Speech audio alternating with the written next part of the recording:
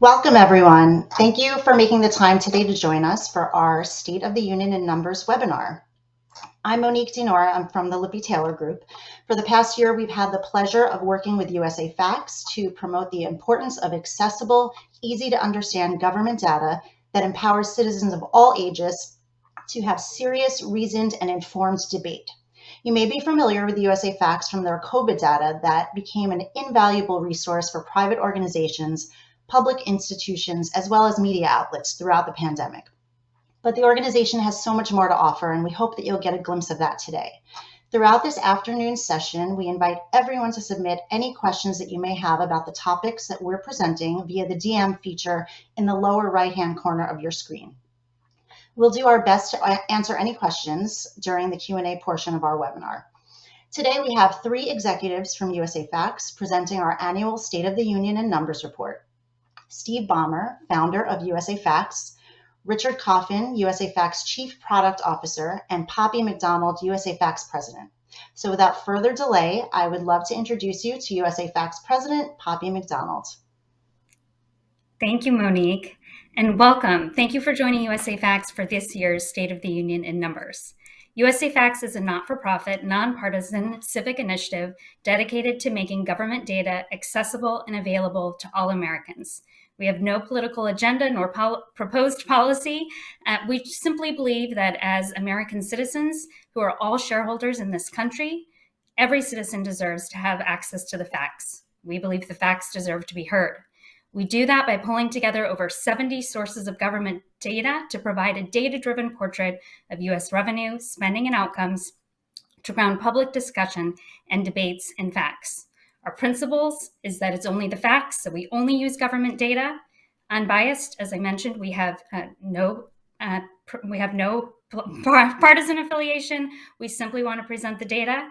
Comprehensive, so we show data over time and we put it in context, and we want it to be comprehensible. It should be understandable and accessible to all Americans. Today, you'll see an example of that in our State of the Union in Numbers. If we could go to the next slide, please. This is our third annual State of the Union Numbers report. It's meant to be a companion piece to the President's State of the Union address.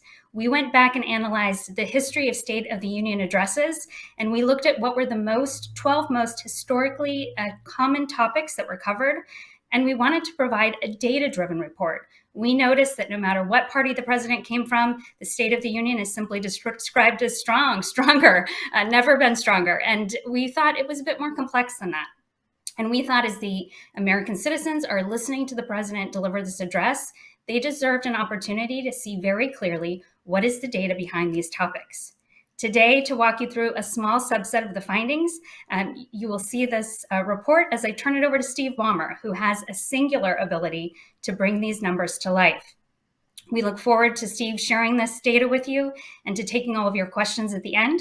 Steve, as you probably know, Steve Ballmer is the founder of USAFacts. He's the former CEO of Microsoft, chairman of the LA Clippers basketball team, and with his wife, Connie, he leads Ballmer Group Philanthropy. So I will turn it over to Steve. Thanks, Poppy. Real pleasure for me to have a chance to chat with you today. I started USAFacts almost 7 years ago now. My wife and I were trying to figure out in our focus on economic mobility and our philanthropy, it became clear to us that government is a key player. And I sat down to try to really understand where government played, what government was doing, state, federal, and local, because these things fit together in order to serve the citizens. I found it difficult, started looking for numbers in some organized, consistent fashion, didn't find it. And then I became more generally interested in how do citizens, how do policymakers really look at numbers to inform decisions and to hold themselves accountable and have citizens hold them accountable for outcomes. We do a State of the annual report, a State of the Union, and periodically many other numbers through the year to try to really help with this mission, if you will. So this year, let me start, next slide, please, with the context, which we all know the context is COVID. COVID is been the defining force in our lives, personally, as well as what we see in society. The top level number I want to stress is 1 out of 362 Americans have died of COVID in the last 2 years. There are many ways to present numbers, to talk about the millions of people who've died. The hundreds of thousands of people who have died. But when you stop and personalize it, 1 out of 362 people have died of COVID, which I think is really profound. In fact, in the last year, COVID was the number 3 killer in America, behind only heart disease and cancer. That sort of blew my mind, even though I've had my mind around the fact that COVID is pervasive. And certainly we can look back and say, what did government do? Where did it spend its money? And then what kind of outcomes are we having? If you look at vaccination rates, 76% of the population has received at least one dose of vaccine.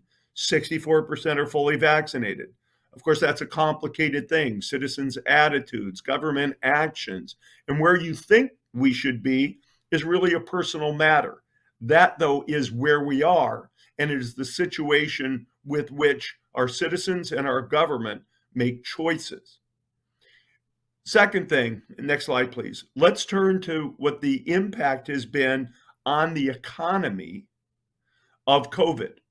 This is pretty fundamental because we certainly see at least governors around the country making very different decisions, balancing health and economy for all intent and purposes.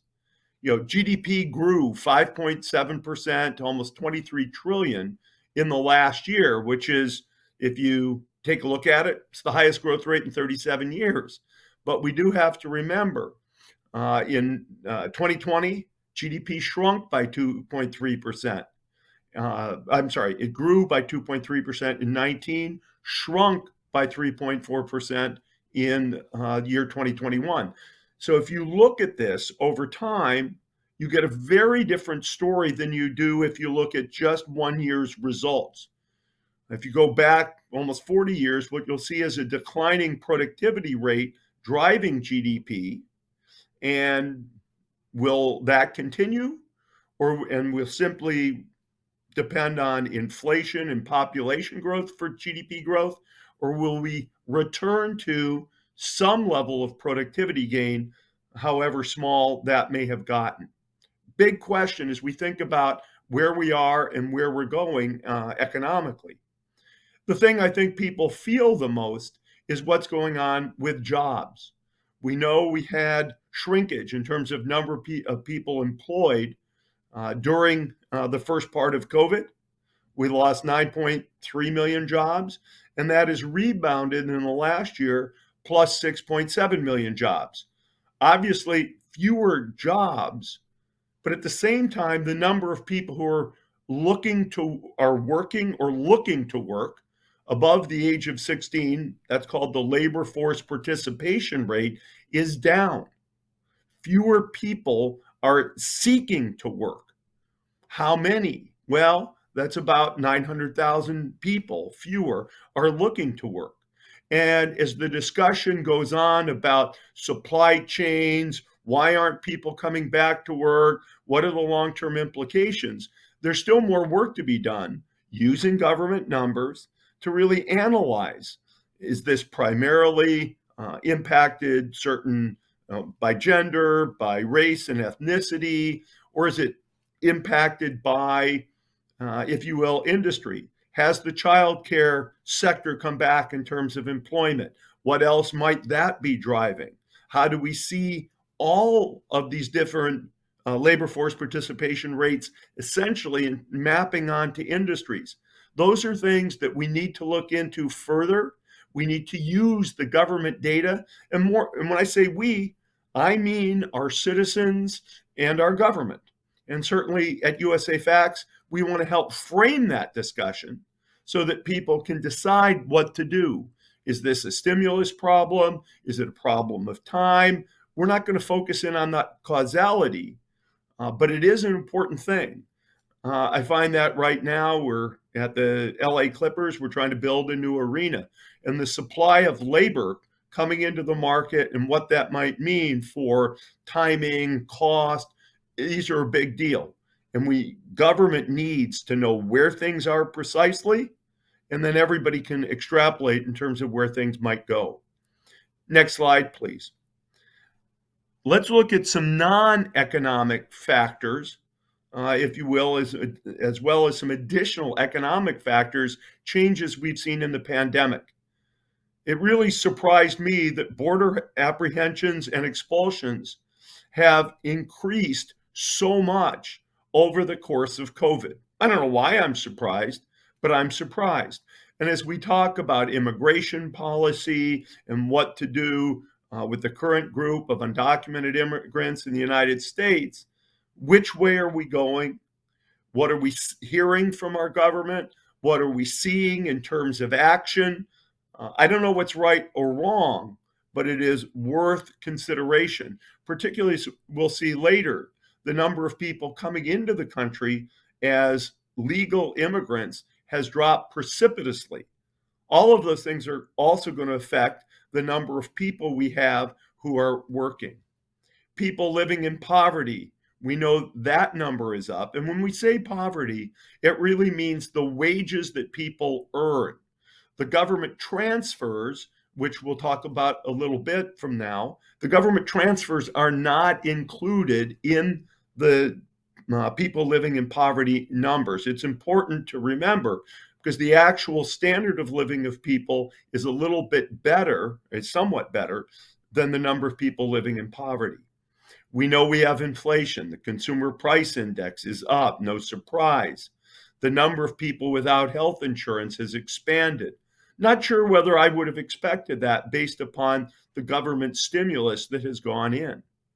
Violent crime is up.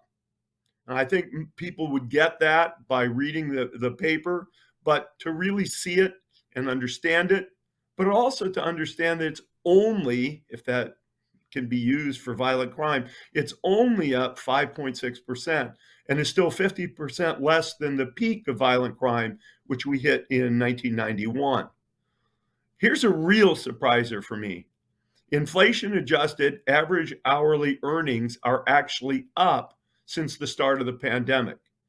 They're up about, if you will, 1 point something percent. And of course, in real wages, they're up closer to 9 or 10%, which doesn't reduce, if you will, for the impact of inflation. Admissions are down. The number of people in prison, jails are down. And again, no surprise, the number of scheduled flights by airlines are down. Next slide, please. One of the big stories of the last 2 years has been in the stimulus packages and the jump in spending. This is a look, if you will, just at the federal aspects of that.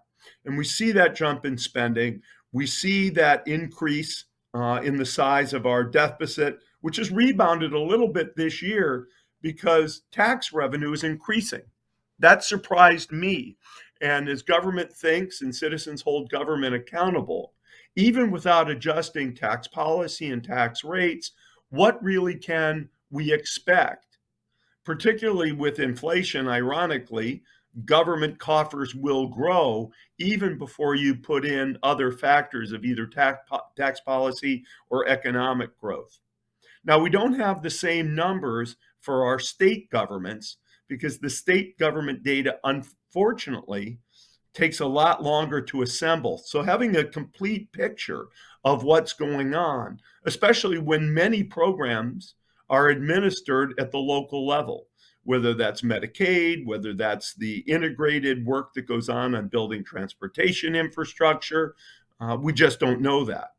One thing, though, we do know is that state and local tax revenue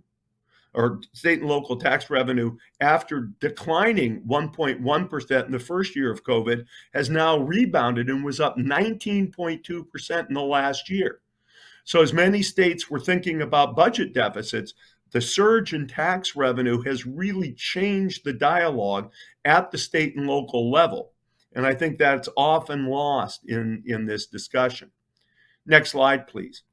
If you take a look at where the spending increases are going, what you find is some things you probably expected, some things you didn't. It's probably important, and what you see here on the left is what the spending was like in 2019 at 4.7 trillion and what it was like in 2021 at 6.8 trillion. Of course, all these slides are available to you, but you see some things growing quite dramatically, but you also see some things that just stayed fixed. The amount of money being spent on Social Security and Medicare, pretty consistent over the period. The amount of money being spent on defense, pretty consistent over the period. The amount of money being spent on Medicaid between both the feds and the state government's contributions are definitely up. They're up almost $100 billion, or about 25%, which is significant, but frankly, for me, was surprising given the context of COVID. And one can ask the question, what's going to happen with that spending? Are people getting healthier going to make a difference? Are the changes in government policy going to make a difference?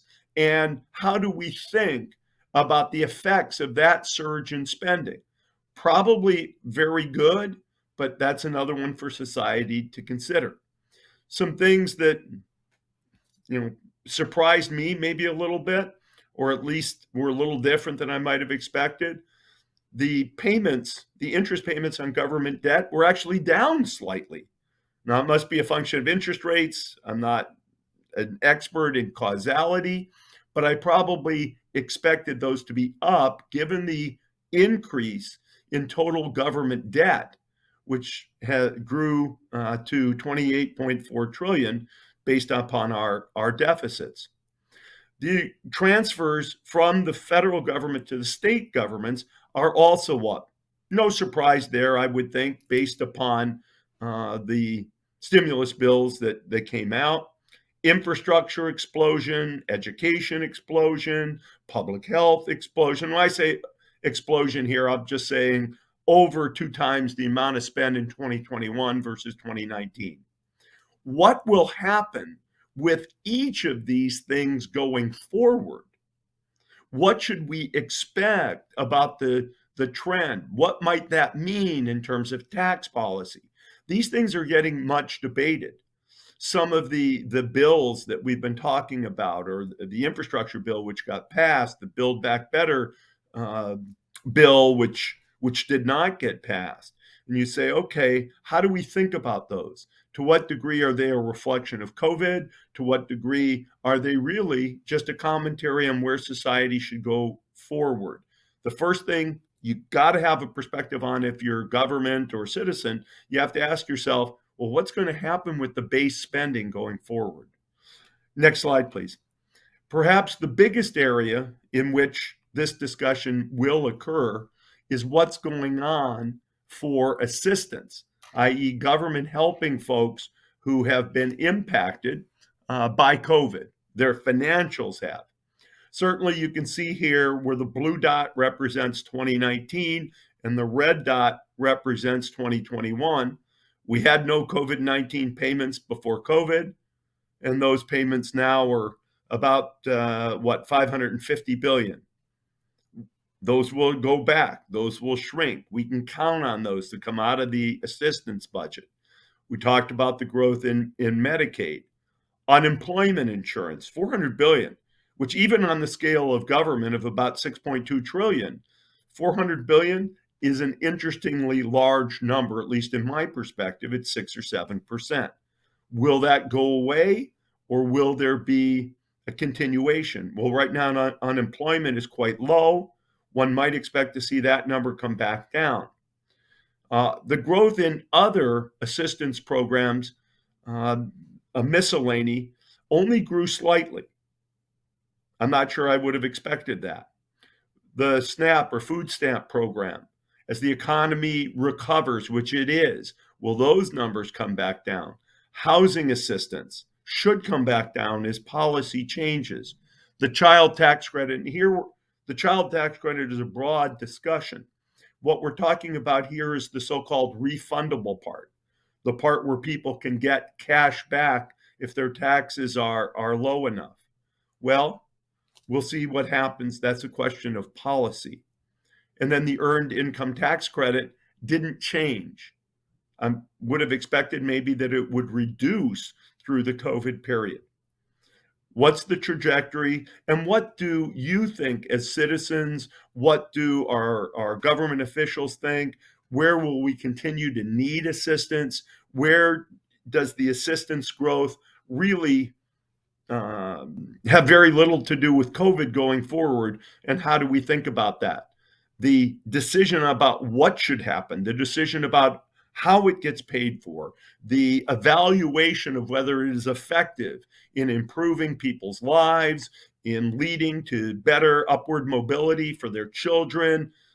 People have to have their own moral, personal points of view, but we better be grounded in these kinds of numbers to help us assess as citizens where we go forward. Next slide, please. One of the most important things we have found in terms of thinking about government, if you will, by the numbers, if you put it yourself in a business context, one of the most important things to look at is who are your customers? Well, if you're government, you're here to serve our population. And so having a basic understanding of what's going on with our population is important. If you look on the left here about what's going on with population growth, what you'll see is a dramatic shrink in growth in population. Now, in the last year, that had a lot to do with a decline in immigration, as well as change in what we call natural growth, births minus deaths, because deaths increased. We're down at a very small number. Economic growth, GDP growth, is in part a function of population. Our ability to pay our debt is a function of tax revenue. More people in the workforce help pay more of those obligations, and yet population growth is really shrinking. You can see this on the right. You can see the birth numbers and the death numbers. Now, you have to believe that the death numbers, I don't know if you have to believe, I believe the death numbers should decline if we get ourselves through this COVID period. If we find that there's another surge of COVID, this will dramatically impact our economy and how people live. At the same time, you can take a look at who's coming into the country.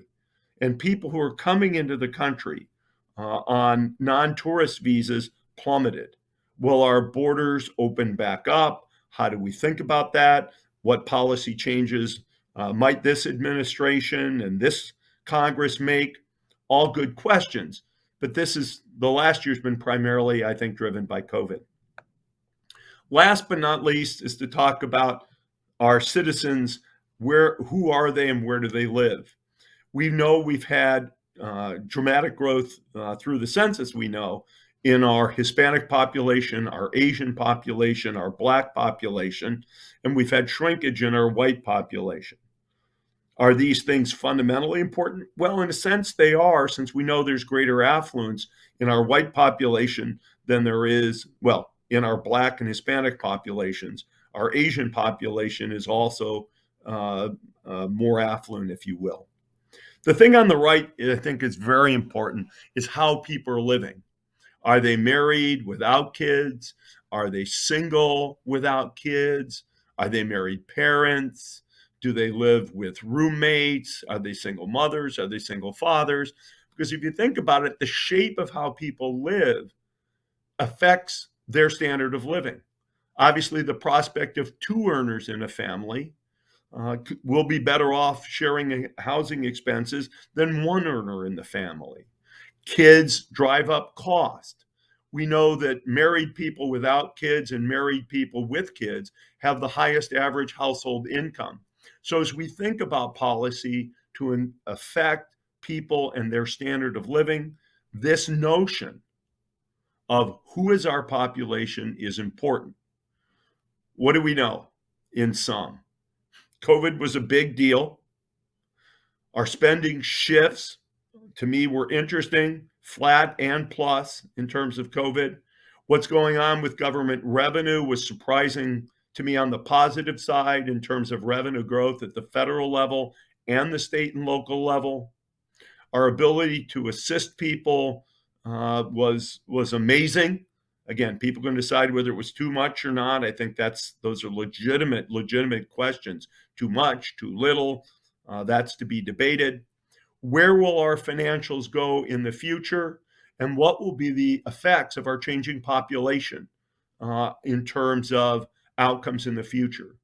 As we approach the State of the Union, those numbers need to be in our head. As we move forward at USAFacts, we'll take every one of those topics and bring them to life with more detailed numbers that help frame the questions that we'll have to think about, decide, hold our government accountable for, and see what our legislators and executive branch folks do with this data. The worst thing in the world from my perspective is if people are not armed with the information about where things are. Where they're going, people can disagree with. Daniel Patrick Moynihan said, everybody's entitled to their own opinions. People are not entitled to their own facts. Madison talked about, without appropriate information, a democracy essentially devolves down into a farce. We need these numbers. We need them consistently. Our government needs these numbers. And let's come into this State of the Union well briefed on where we are so we can evaluate and think about the president's proposals. Thanks a lot, and I'll turn things back over to Poppy so we can have a bit of Q&A. It's been fun chatting with you. Fantastic. Thank you, Steve, and appreciate that aggressive walkthrough of our country by the numbers, and hope you all have lots of questions. If you want to put them into the DM, I will pose those questions without attribution. So please share your questions. And I'd now like to introduce Richard Coffin, the Chief Product Officer at USAFacts, who oversees the creation of this State of the Union in numbers each year. He is going to join with Steve and me to answer your questions. So I will go ahead and jump to the first question. Richard, when digging through the decades worth of presidential speeches, what did you find that was unexpected? Is there a topic you were surprised you didn't see? Yeah, first of all, thanks, Poppy, and thanks, Steve, for the overview. And thank you to all of you for being here today. Really great to be able to talk to you about this. When we talk about the State of the Union, we looked through 40 years of speeches to try to figure out what is it the presidents talk about most often. And a couple of things were surprising. First of all, just the lack of numbers. That was something that really surprised us. There just weren't that many places where presidents really cited actual statistics. And where they did, it felt like they were a bit out of context. So we decided we wanted to remedy that. We were also kind of surprised by the topics that were under discussion. Education was one of the most discussed topics over the last 40 years. And that's interesting to us because education is really very much a local issue, with a lot of most of spending coming from local governments, and the people in the room for the actual State of the Union actually having less to do with that issue than many others. And so we really wanted to give people an overview of everything, a holistic overview where they could see really what the State of the Union was in numbers. Great, thank you. What do you hope people will get from your report, and how do you think launching it in advance of the president's address will affect their way of thinking and possibly their decision making? Absolutely. We hope people will really be able to see what is going on in the country and be able to follow along with the speech. Like I mentioned a minute ago, a lot of these speeches, they're very much politicized. They will pick individual statistics out and not really go into the big picture. I think we'll probably hear things about jobs, but can you look at that in context? And if you come to our State of the Union, you will be able to not just hear what the president says, but then see what actually happened to the labor force, what happened to jobs in the country. Same thing with other issues like infrastructure. Steve mentioned the infrastructure bill. We will probably hear a lot about infrastructure spending during this conversation, but if you come to our site, you'll be able to see, hey, here's how much was spent on infrastructure before COVID. Here's how much it compares to what's going to be spent with the new legislation. Here's how much was spent by state and local governments. And then what do we want to be fixed by it, right? How are train tunnels doing? How are airports doing? And that's the kind of stuff that we're really hoping people will be able to see and follow along and really see the big picture of when they follow along with the speech. Yeah, let me just pick on infrastructure. We have a little bit in the State of the Union for sure, and much more on USAFacts. The actual increase in infrastructure spending going forward in the bill as a percentage of what we spend already is high. It's a high percentage of what we already spend. And what we are currently spending, which if I remember off the top of my head, is about $200 billion a year, maybe a little bit more between state and local government. We're actually getting quite good improvements as assessed by the Army Corps of Engineers and the National Highway Transportation Safety Board. We're getting improvements in road quality and bridge quality, which I think would surprise people given the rhetoric around the topic. And this is not about fact checking the president. This is not about saying the president's wrong and the other side's right. It's about providing the context for people to think about what they want to do. If you say, what's the purpose? To make us better citizens, better able through the electoral process to hold people accountable, and hopefully better able to engage in dialogue, whether it's email or letters or meetings, town halls, to really talk to politicians about what you think and what you want to do. Thanks, Steve. So are you seeing any progress toward more timely release of data from the U.S. government? That's you, Richard. Great question. For sure. We're starting to see some changes. I think one of the most innovative things that we've seen the government do in the past few years was the Census Pulse survey that the Census Bureau conducted as a result of COVID. They got funding to do this thing that was weekly and talked about how people were living, and that is kind of a far cry from the annual releases of much of the census data that we normally see. And that's something that we hope more agencies will start doing, and that we'll be able to actually take advantage of. I think some of those things have existed in the past. We've seen them, stop. There was an education pulse that did something similar that doesn't really exist anymore, and we think that the census version gives a great reason to go back to that. So we have seen more timely data in that. The other place where we have seen timely data is in federal budget data and watching the where spending goes. This is common during recessions and crises. It happened during the Great Recession as well, in the late 2000s, and then during this, where the government really puts out a lot of money and spends a lot of time focusing on where that money goes because they want to be transparent about it. After the Great Recession, that transparency kind of went away again. It went back to the older releases of data, and we'd really like to see that kind of transparency that is now back with this new crisis, with the COVID crisis, continue for the next several years. I'd just add, at the state and local level, you can get a state and local spending summary relatively shortly after the end of a state and local fiscal year. Great. The thing you can't do is get to look at that data in any consistent way across states until the federal government brings it together and tries to sort it through, and the federal government does it in two different ways. And I do think it's important not to just be able to look at individual states, but comparisons across states. If you're really going to try to evaluate policy and think about what is righteous or appropriate for your state, having the advantage of being able to compare. For example, I'm sitting here in California, near Disneyland. I spent a big part of COVID near Disney World.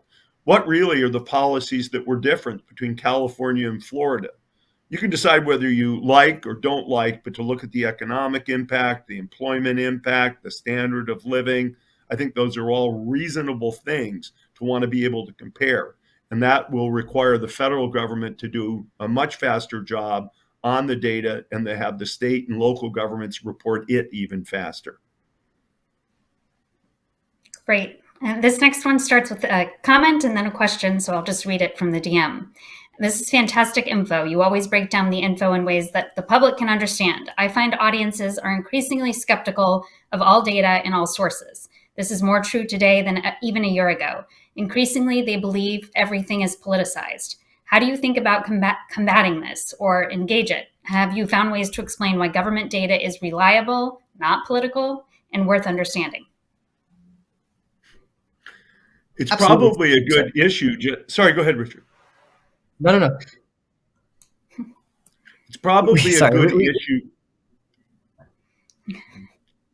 You go. Steve, go ahead. Okay. It's probably a good issue for us to take up, which is to express our confidence in government data, since it is an area in which people have great suspicion. We have found great integrity and great professionalism in the, let me call them, statistical agencies across the government that focus in on these issues. Is their work imperfect? Yes. Do you even find contradictions on the same numbers between various parts of government? Yes. There's not one integrated ability to think about these things, either across the federal government or across through state and local governments, which makes it hard to do absolutely the great job we might want in terms of quality of data. But I think it is something around which people, the sort of general view as we see through polls, et cetera, is exaggerated. Certainly we spent, Richard will pick this up, a number of times with a variety of agencies.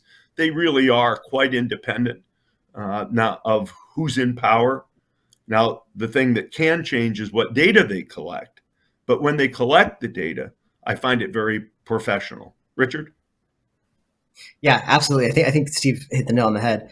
So some of the other things that we've been seeing too are that people may distrust analysis, and they may distrust things, and they can't follow the numbers. We put out a poll every couple of years, the State of the Facts poll, where we talk about how what people believe is fact. And the number one thing people always say to us that makes something a fact to them is when they can actually follow the data themselves, when they can see the numbers. And so that's what we want to do. We want to make people numbers people. We want to give people the raw data, give them the chance to follow, not just take analysis at face value that they may hear from anyone, but to really be able to follow the numbers themselves, because that's what we've seen people say they want, to be able to trust the facts themselves. Yeah, numbers or charts. I certainly find in our household, between my wife and kids, we've got numbers people, charts people, and people who don't like either of them quite as much as I wish. But there have to be various ways to get this across to people depending on how they want to consume it, and we work on that. Great. Steve, I'm going to direct this next one to you, at least to start. How would you complete the traditional sentence in one word or a few words? The state of our union is... Okay, I'll give you a few. Mixed. Probably better answer is in the eye of the beholder. In the eye of the beholder. Some people will say, "Hey, look, we spent too much money in our stimulus packages." Other people have certainly said we spent too little. And the trade-off between spending, taxation, and outcomes, people will have legitimately different opinions on.